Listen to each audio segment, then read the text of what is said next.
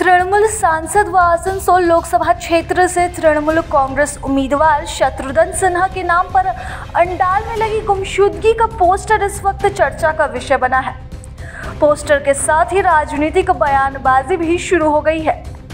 BJP की शिकायत है कि सांसद इलाके में नजर ही नहीं आते, वहीं तृणमूल का दावा है कि शिकायत बेबुनियाद है। निवर्तमान तृणमूल सांसद शत्रुघ्न सिन्हा का आसनसोल केंद्र से लापता होने का पोस्टर लगा रखा है।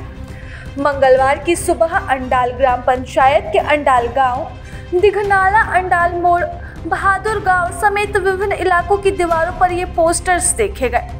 सफेद कागज पर काली स्याही से छपे इस पोस्टर के नीचे अंडाल ग्राम बीजेपी का नाम लिखा हुआ है, लेकिन तृणमूल कांग्रेस के नेताओं का कहना है कि चुनाव की तत्काल घोषणा के बाद से ही निवर्तमान सांसद शत्रुघ्न सिन्हा ज्यादा समय उनके केंद्र में रहे हैं। वह पार्टी बैठकों सहित विभिन्न सामाजिक कार्यक्रमों में भी मौजूद रहते हैं।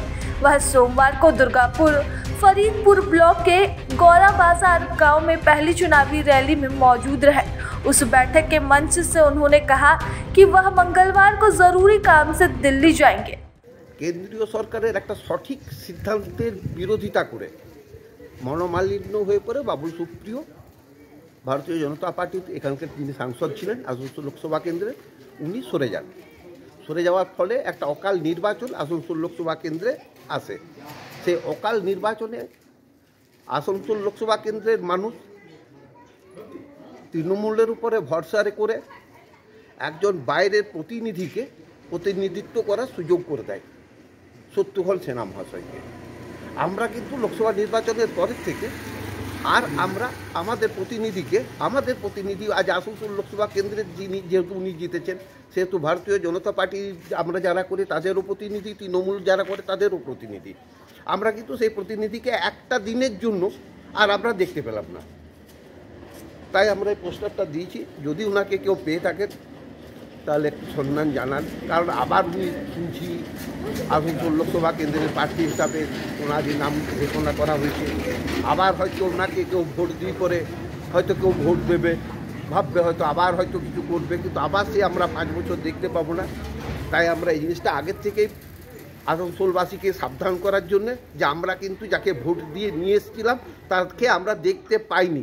আমাদের পার্টি তৃণমূল কংগ্রেস সর্বক্ষণ মানুষের সাথে থাকে এবং শত্রুঘ্ন সিনহা আপনারা জানেন যে 2022-এ যখন উপনির্বাচন হয়েছিল তখন তিনি মানুষের আশীর্বাদ পেয়ে, জনগণের আশীর্বাদ পেয়ে তিনি 3,03,000 ভোটে জিতেছিলেন, বিপুল ভোটে।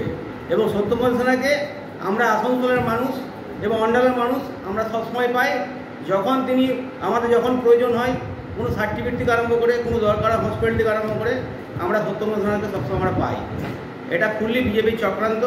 এবং আপনারা দেখবেন ভোট এলে এরা বিজেপির কিছু কিছু নেতা অন্ডাল গ্রাম ছাড়া গোটা অন্ডাল ব্লকে তারা ভোটের সময় বেড়ে যায়।